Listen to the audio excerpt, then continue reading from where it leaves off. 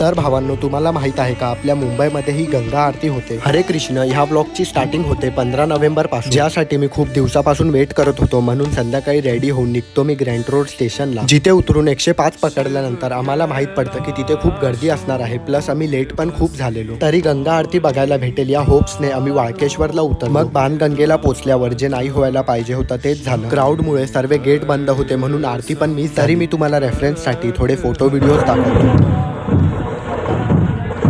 आज आहे 20 नोव्हेंबर. गंगा आरती बघायला नाही भेटली तरी आज आपण बाणगंगा बघायला जाणार आहोत. त्या अगोदर आम्ही येतो सिद्धिविनायक मंदिरात, जे कॉलेज पासून जवळच आहे. जिथे दर्शन घेऊन तुम्ही पण बाप्पांचं दर्शन करून घ्या. माझा फेवरेट प्रसाद घेऊन आम्ही सर्व निघतो ग्रँड रोडला. ग्रँड रोडला आल्यानंतर टॅक्सी करून आम्ही येतो वाळकेश्वर, जिथे खाली कुंडकडे जाण्यासाठी अशी एक गल्ली आहे. आणि ह्या एरियाला मिनी बनारस पण बोलतात, जे मी शेअर करीन नेक्स्ट ब्लॉग मध्ये. तोपर्यंत लाईक, सबस्क्राईब.